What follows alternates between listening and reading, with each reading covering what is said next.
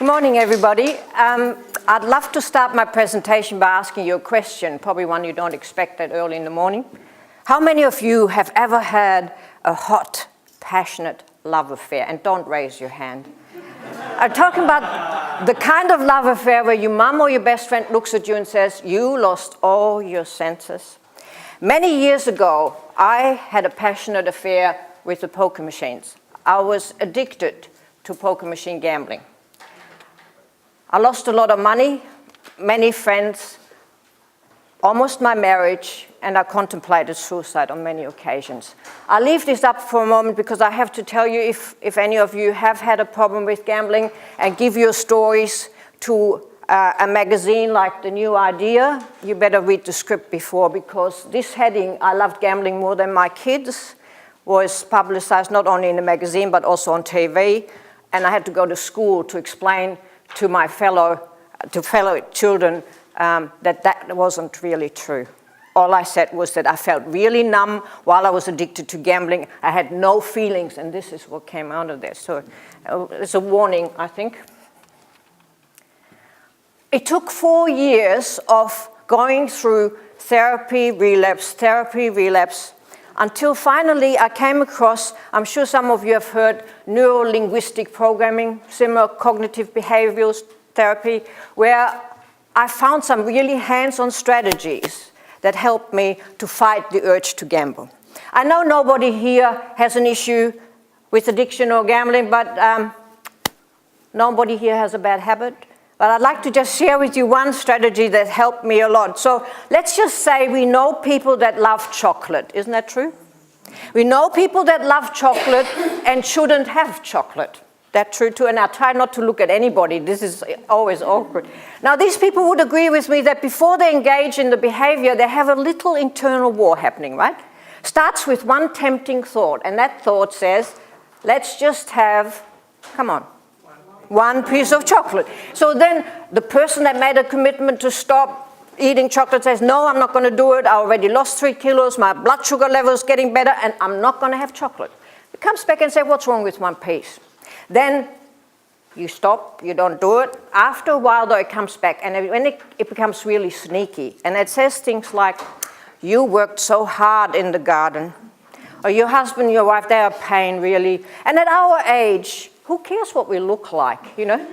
And then one piece, whole block, internal war lost. It doesn't matter if we talk about chocolate, gambling, any other forms of bad habits, you fight an internal war. So what I learned and what I've been teaching ever since is that when I become aware of any thought that has to do with gambling, I gave this thought an image. It wasn't me talking to me anymore. I had a fuzzy idea about God and the devil, so for me, my gambling part became a little demon.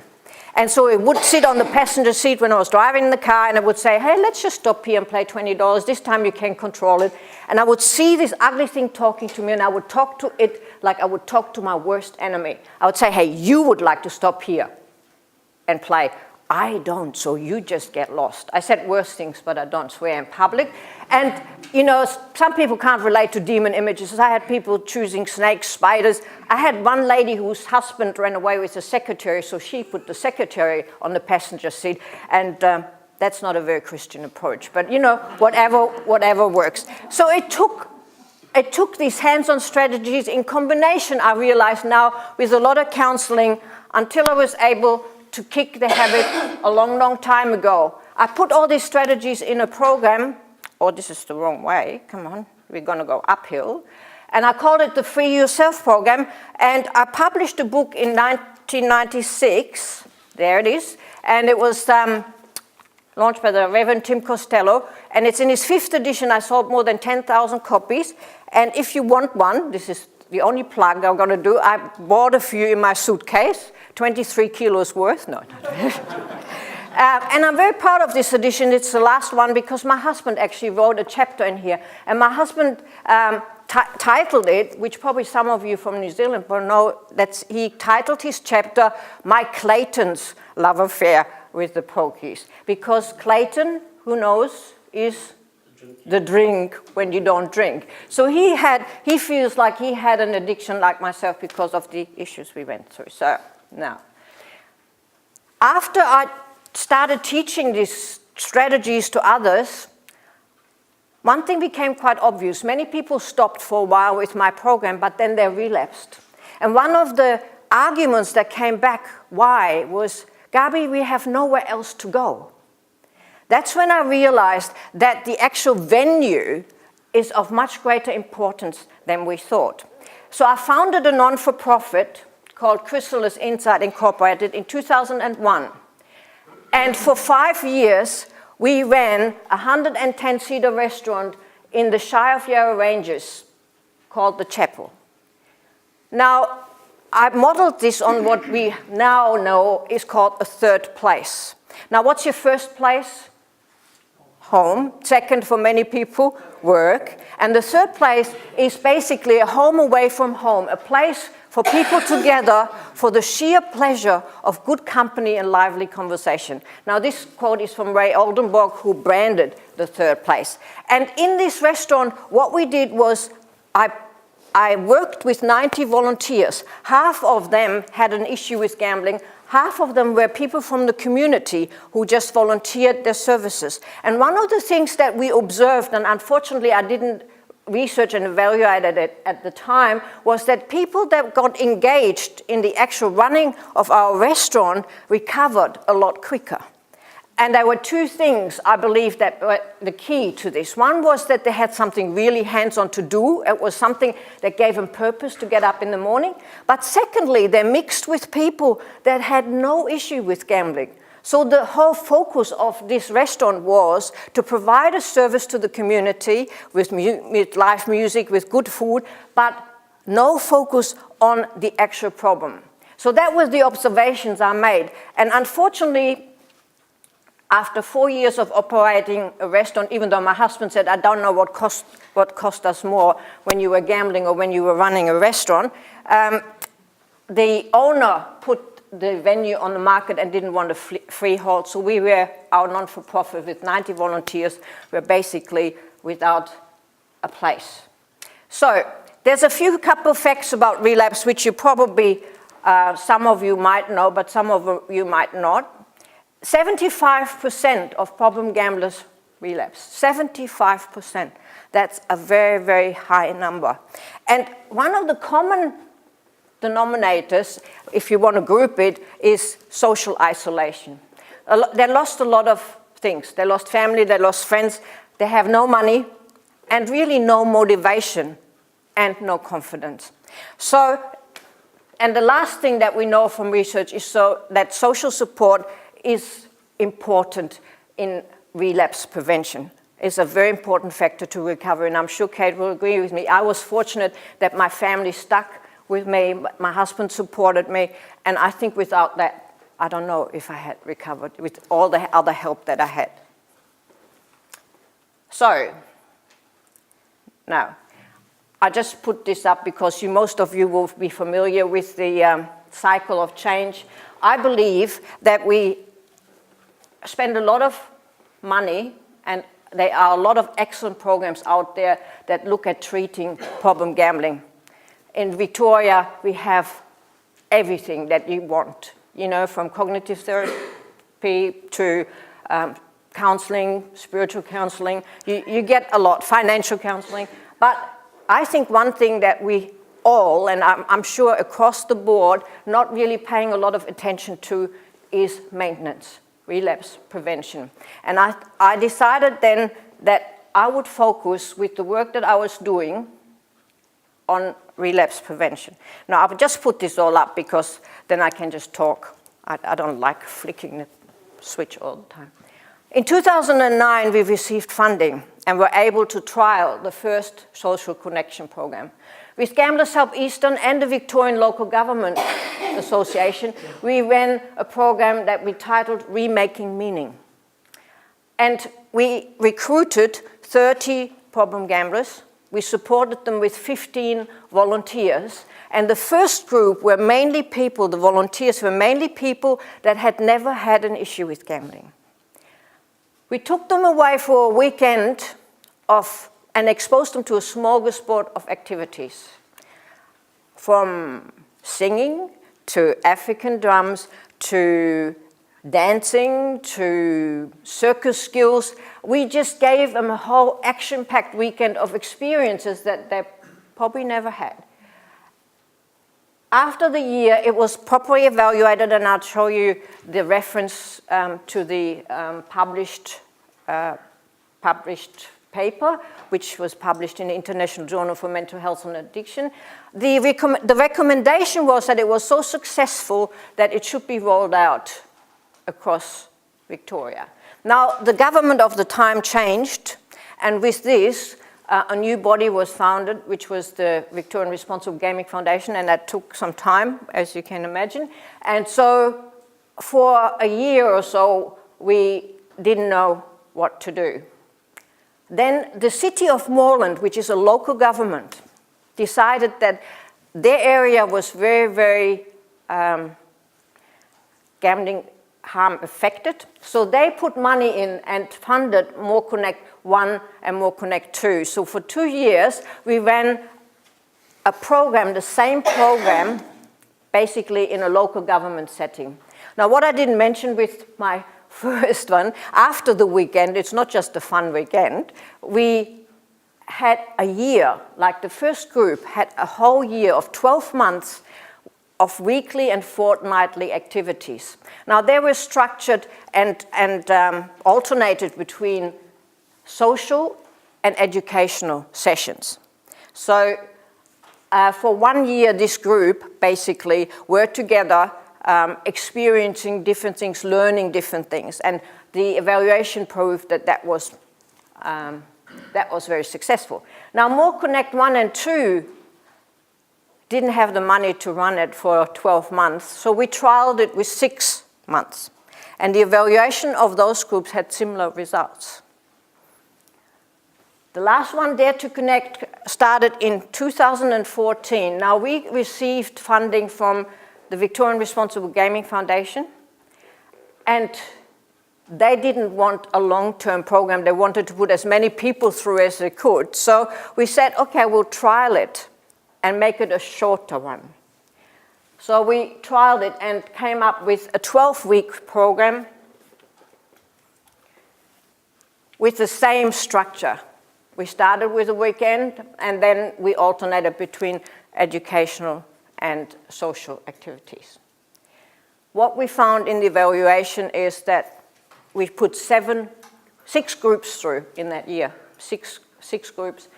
They were smaller groups. They were basically, in numbers, half of what we had with our first group. But the findings of the evaluation were similar, positive.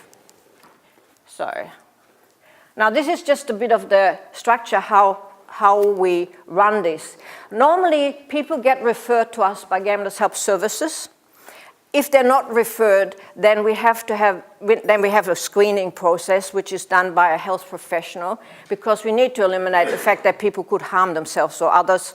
And after this, we do an intake interview where we make it very clear that it's a responsibility, it's a commitment that they enter. We give them a lot of things for free, but we need their commitment to actually stick with us for the time of 12 weeks. Then we have the weekend and structured educational social activities. Now then there's a big graduation celebration in the Austrian Club in Melbourne. It's close to where I'm from, so I thought, a bit of good German food. And then they have the option to volunteer.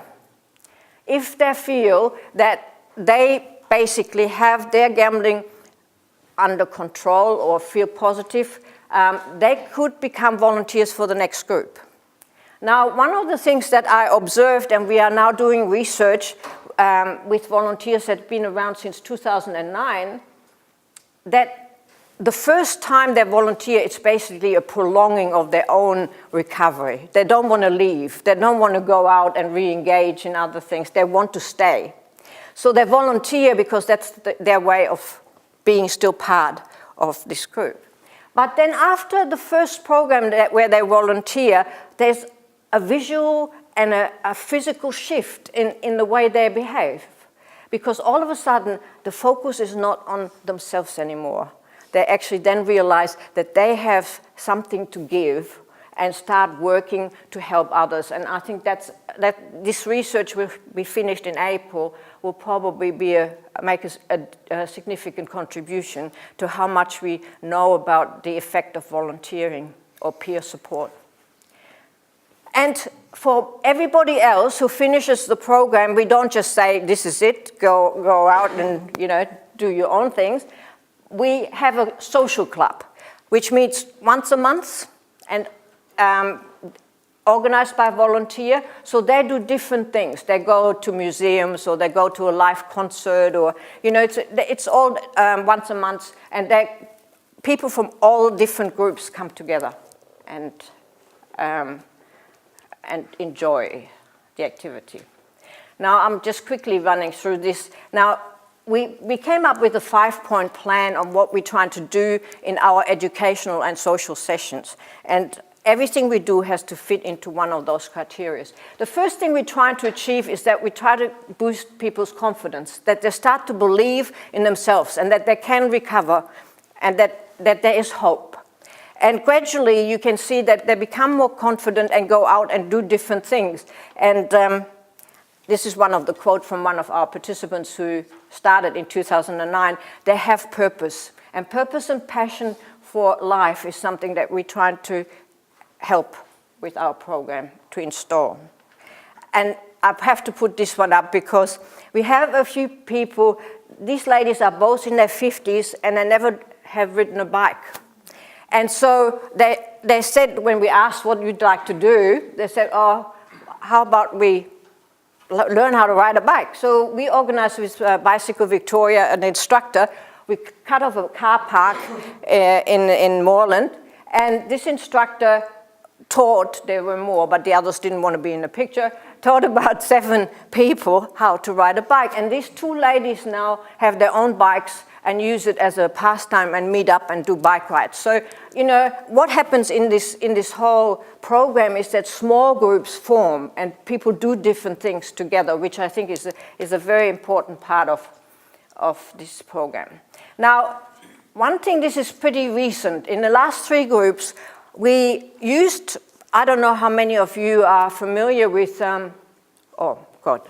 Okay, I'm going to quickly run through this. So we look at how the brain works.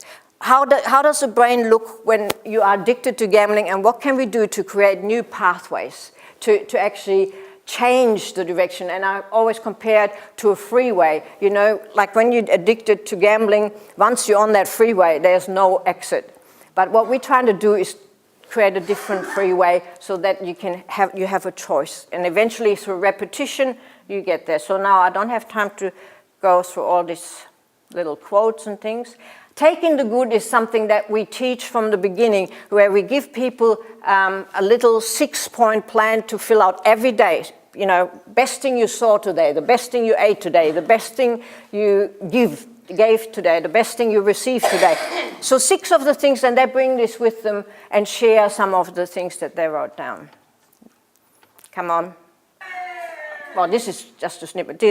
Wouldn't you think that I could learn how to put him the right way around? But no. Manage your moods. I'm not telling you more about this. Stay connected. Self-explanatory. There's our drumming. All right, there were some of our initial people. So I don't talk about this because I want to talk about the last bit. All right, the evaluation. I explained to you that we administered pre- and post questionnaires, and they were not just gambling-related questionnaires. We also looked at loneliness, social connectiveness, and mental health. And in all groups that we had, these results were significant, not only in gambling-specific measures, but also in social connectiveness and mental health.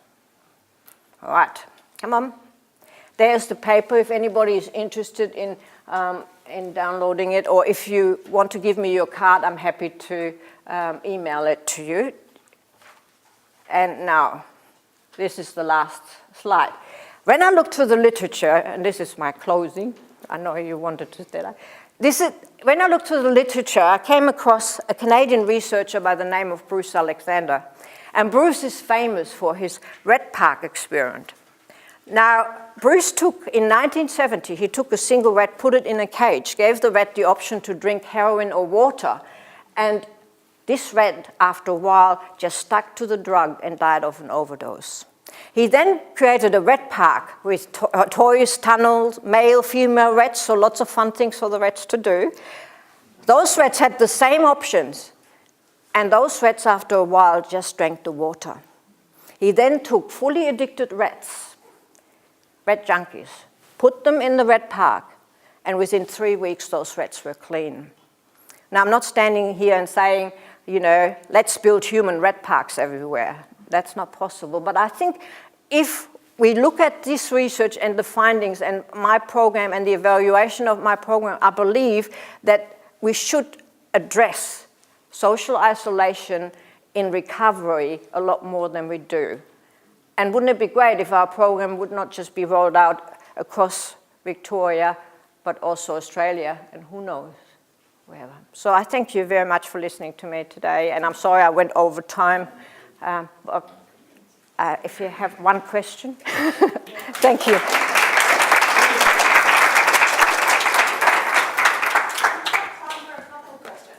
Oh. Yeah, you've got a couple minutes. Oh, good. I could have talked more. No. Questions or comments or reflections? No. Just that it's really exciting research, and thanks for sharing. Thank you. No. I just want to say that this wouldn't be working unless you have a lot of people that actually support you. And, you know, for example, we didn't get refunded this year by the foundation, but because of the knowledge of the program being out there in Victoria, we were able to receive more money through philanthropic trust. So I can run the next program in Melbourne, or 2 programs actually, in each half of the year. So if you're from Melbourne, let me know and I send you the information. Gabby, can you tell us how long after treatment did people come into this program, or were they still receiving treatment? Or sometimes they, basically the counsellors feel that they've worked with them to a point where they need to have other things to do. And often, one of the things that the counsellors tell me that they listen for is when they say, what else can I do? I'm so lost. You know, this big void when you stop gambling or when you don't gamble as often anymore. So that's the point where the counsellors say, well, you know, we have a program where you could re-engage. And the aim of this program is not to keep people in an isolated group. Our program is trying to help people to reconnect to their community. You know, because we have people, we take them 10-pin bowling, for example. We have the manager explain to them that there's a competition that they could enter if they enjoy it. And so we have a couple of guys that now, you know, go 10-pin bowling once a week. So we try to actually reconnect them, not keep them in this group. Yeah. How